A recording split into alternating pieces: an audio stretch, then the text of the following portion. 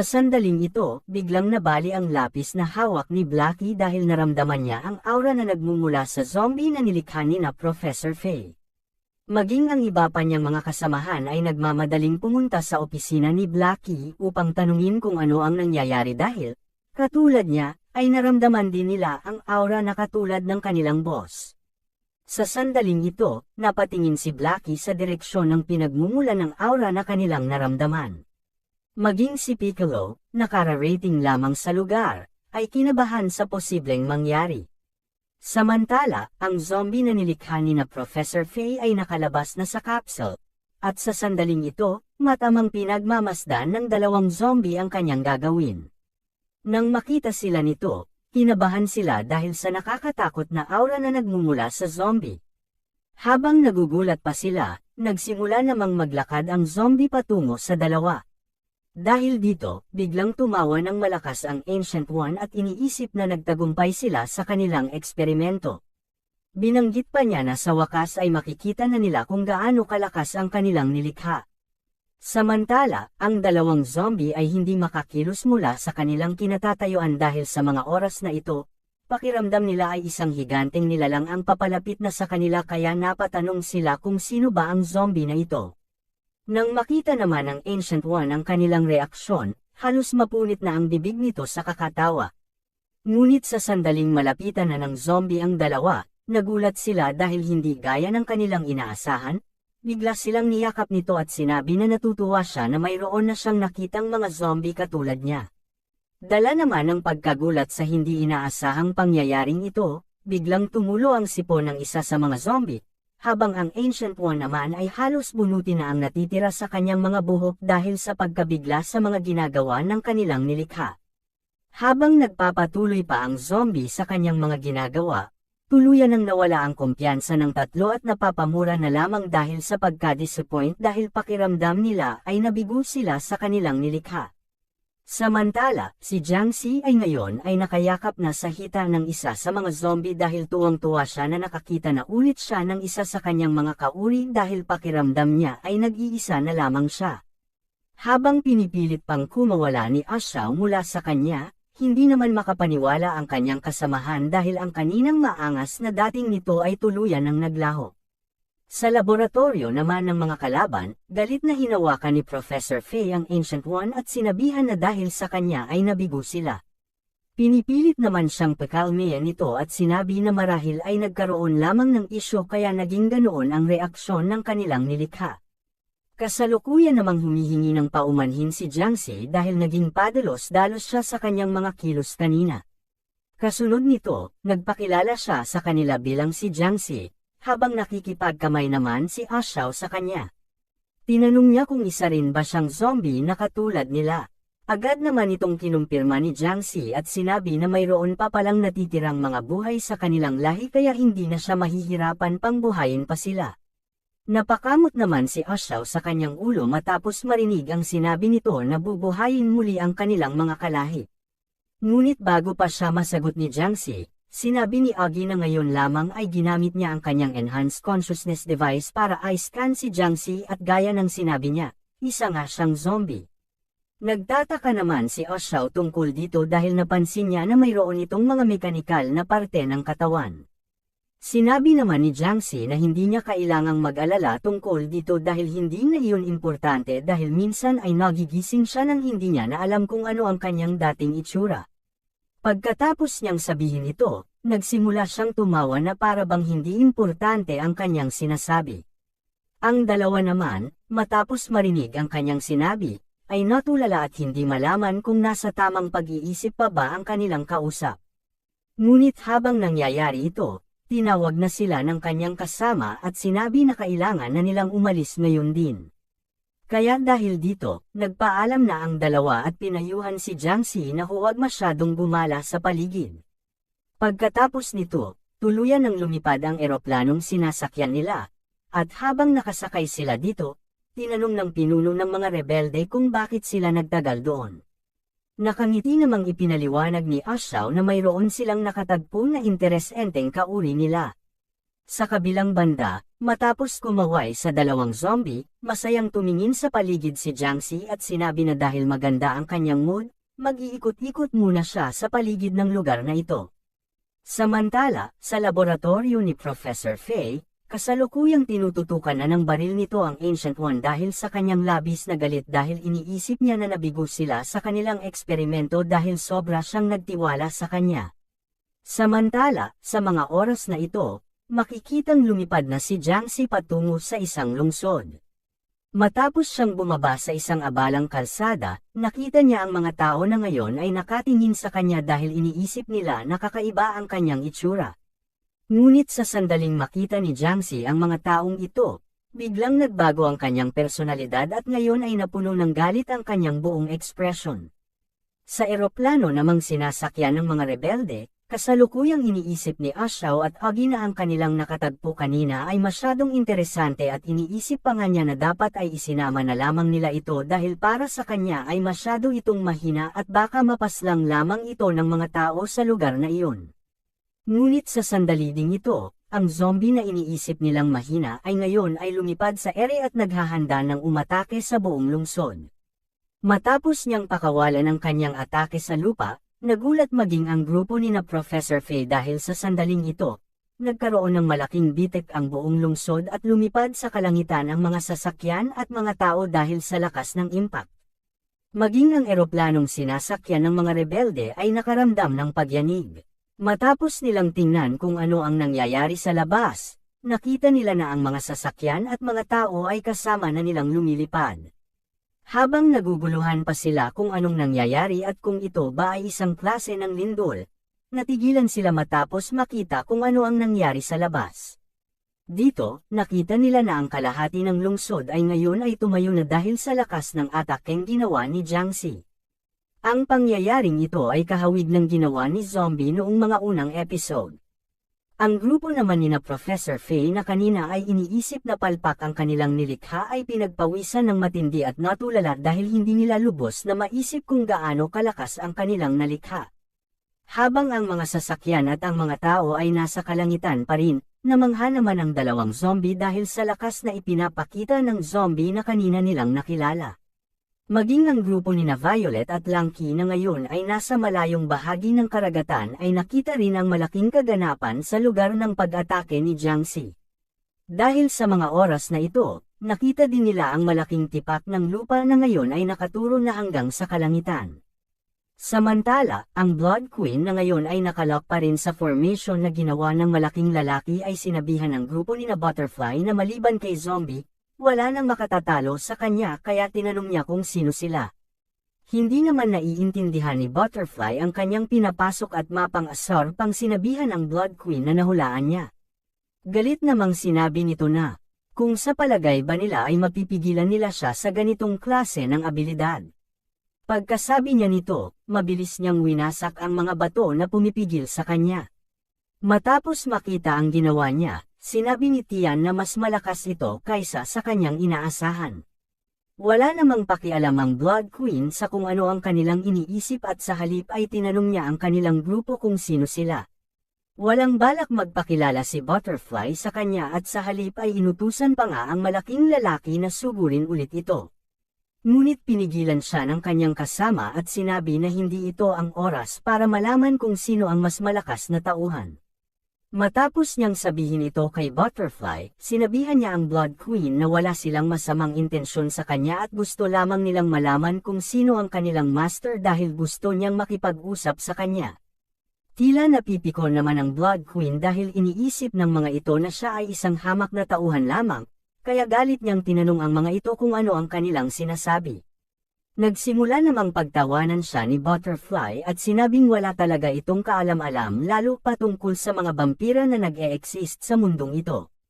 Sinabi pa niya na marahil ay napag-iwanan lamang ito ng panahon at nabubuhay ng walang alam sa kanilang lahi. Sinabi naman ng malaking lalaki na kung pagbabasehan ng timeline, matagal na dapat siyang nawala dahil kahit na ang Blood Queen na kanilang master ay gumamit pa ng cultivation chamber para lamang mapahaba ang kanyang buhay, hindi pa rin ito magkakaroon ng ganoong kalakas na kapangyarihan. Hindi naman pinansin ng Blood Queen ang lahat ng kanilang mga sinasabi at bagkus ay sinabihan si Tian na mukha siyang maraming alam tungkol sa kanya na para bang kilala niya siya ng personal. Kasabay nito, napansin ng kanilang kasama na nagtataglay siya ng isang klase ng genetic factor na nagbibigay sa kanya ng immortalidad kaya sinabi niya sa Blood Queen na sila din ay mula pa sa mga sinaunang sibilisasyon at ang dahilan ng kanilang paglitaw ngayon ay upang imbestigahan ang tunay na lakas ni zombie.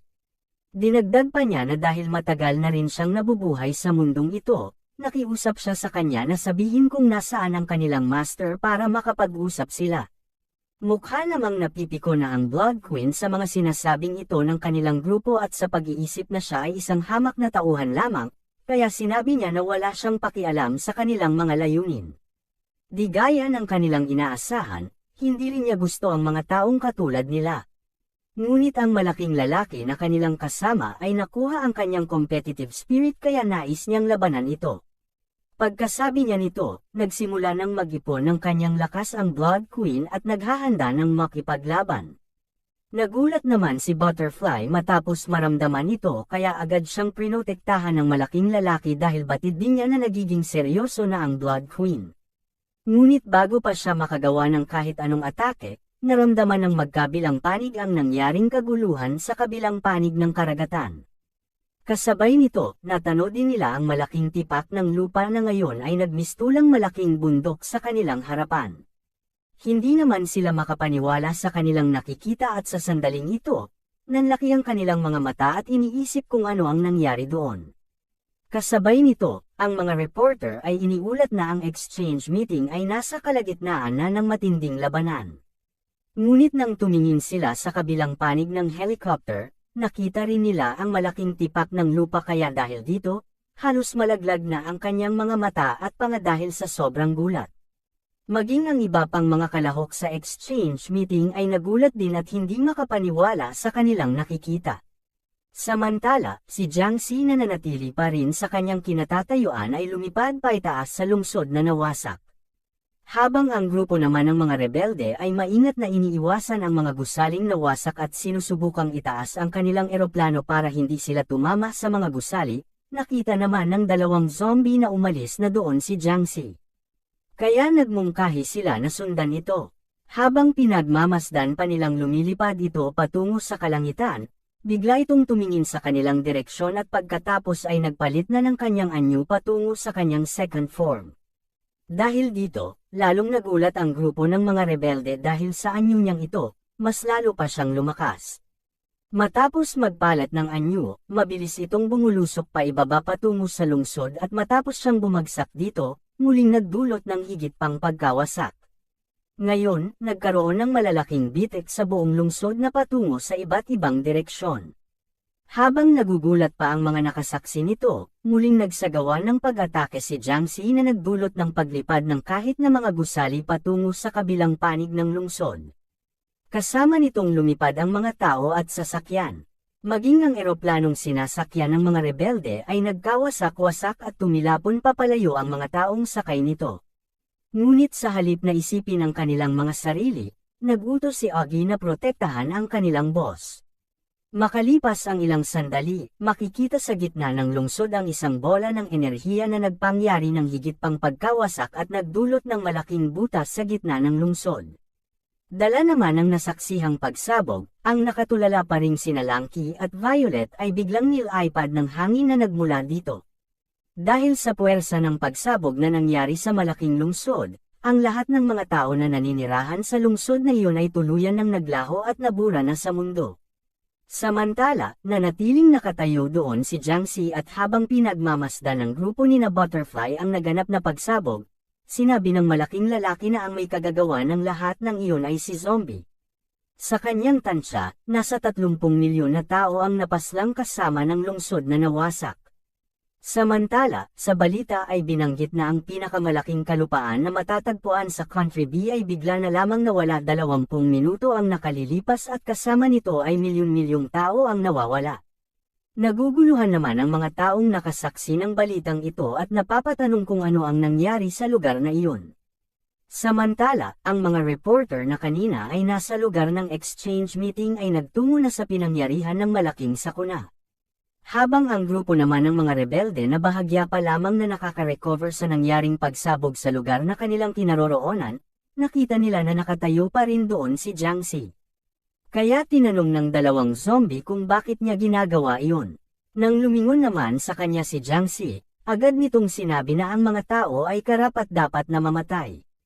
Hindi naman makapagsalita ang dalawa matapos marinig ang kanyang sinabi kaya nagpatuloy siya at sinabi pa na hindi niya akalain na mayroong pang taong nabubuhay dahil sa kanyang pagkakaalam, tuluyan na niyang pinuksa ang lahat ng mga ito. Samantala, sa likod ng malaking bato na pinagtatagwa ng isa sa mga zombie at ng leader ng mga rebelde, natatarantang. Tinatakpan ni Ashi ang bibig ng kanilang pinuno para hindi sila mapansin ni Jiang Xi.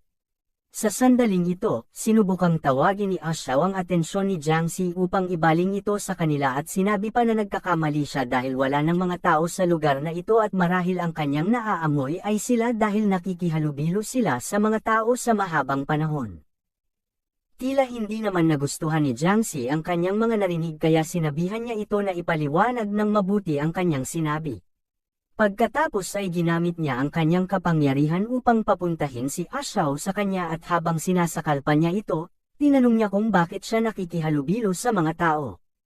Habang nahihirapan siyang huminga, ipinaalala niya kay Jiang Xi na kanina lamang ay tinawag pa niya siyang brother. Sinabi naman ni Jiang Xi sa kanya na kung papatayin niya siya ngayon, makagagawa pa siya ng higit pang mga zombies na kanyang nais. Nanginginig naman sa takot si Augie at sinasabing ibang-iba na ang kanyang personalidad ngayon, at tinatanong kung paano nangyari iyon sa kanya. Habang sinasakal pa rin niya si Ashaw, ipinaliwanag niya kay Jiang Xi na nag-overthink lamang siya dahil paano makikipaghalubilo ang mga zombing katulad niya sa mga tao, dahil mako-contaminate ang mga ito. Hindi naman naniniwala si Jiang Xi sa kanyang sinabi kaya sinabihan niya itong patunayan iyon. Dahil dito, itinuro ni Ashaw ang isang direksyon at sinabi na iyon ang pinakamalapit na lungsod dito at mayroon itong populasyon na 70 milyon na tao. Matapos marinig ito, natuwa si Jiang Xi at agad na lumipad patungo sa direksyon na itinuro ni Ashaw. Pagkatapos nito, nanginginig pa rin sa takot si Ashaw at sinabi na masyadong mapanganib ang sitwasyon na iyon. Kasunod nito, dumating ang mga reporter dahil nakita sila ng mga ito. Habang pinagmamasdan ng pinuno ng mga rebelde ang paparating na mga reporter, sinubukan niyang tumayo at sinabi na kailangan niyang makagawa ng paraan upang pigilan si Jiang Xi dahil ang layunin ng kanilang pagre-rebelde ay upang makapamuhay ang mga zombies at mga tao ng magkasama, kaya hindi nila dapat hayaan na makapagsagawa ng higit pang mga pagmasaker si Jiang Xi. Iniisip naman ni Ashaw na ang sinasabi ng kanyang pinuno ay hindi kapani-paniwala dahil sa palagay niya ay wala silang laban kay Jiang Xi. Idinagdag pa niya na walang nilalang sa mundong ito ang makakayang pigilan ito sa kanyang mga balak gawin, kaya iniisip niya na sa loob lamang ng kalahating oras ang lahat ng mga tao sa mundong ito ay mapapaslang na niya. Habang naguguluhan naman ang mga reporter dahil sa mga zombie na kanilang nakikita ngayon, nagsimulang lumapit sa kanila ang pinuno ng mga rebelde.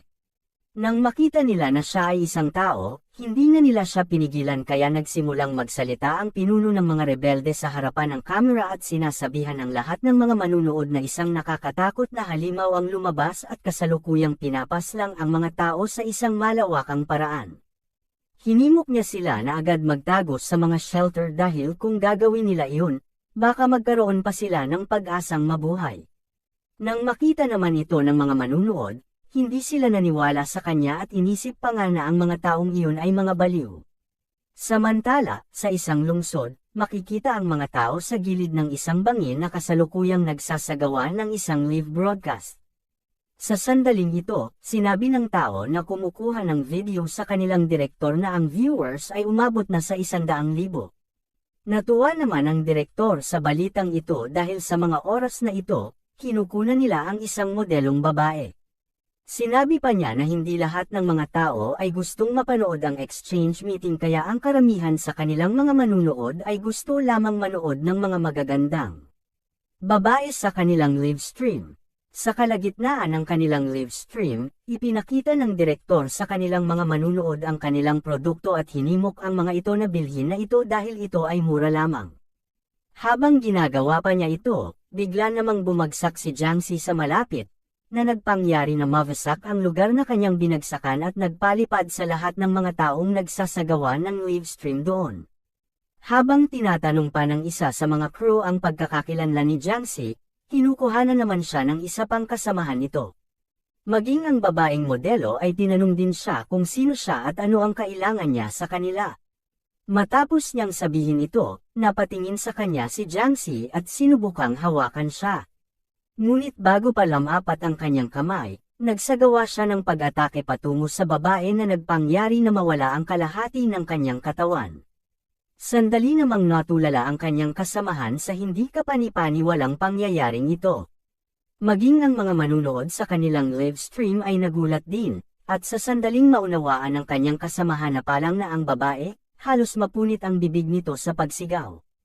Habang sinusubukan pa niyang humingi ng tulong, hinawakan siya ni Jiangxi at hinayla patungo sa dulo ng bangin. Sa sandaling ito, patuloy pa ring nakukuhanan ang lahat ng mga nangyayari sa live stream. Kasunod nito, nagsimulang mag-ipon ng itim na enerhiya sa kanyang kamay si Jiangxi, at habang ginagawa niya ito, napanood din ni na Blackie ito at naisip ni Ago na iyon ay abilidad ni Blackie. Kaya tinanong niya kung ito ba talaga ang kanilang hari. Ang mga tao namang nakakakita din sa live stream na ito ay napapatanong kung ano ang nangyayari at kung ano ang balak gawin ng nilalang na ito. Kasunod nito, pinakawalan na niya ang itim na enerhiya na ito patungo sa kalapit na lungsod. Matapos mangyari iyon, ang itim na bagay ay nagsimulang kumalat sa buong lungsod.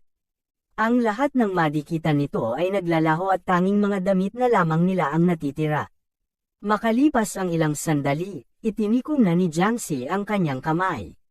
Pagkatapos niyang gawin iyon, nagkaroon ng malaking pagsabog sa gitna ng lungsod na nagpangyari na tuluyang mawasak ang buong lungsod at mapaslang ang lahat ng mga taong naruroon.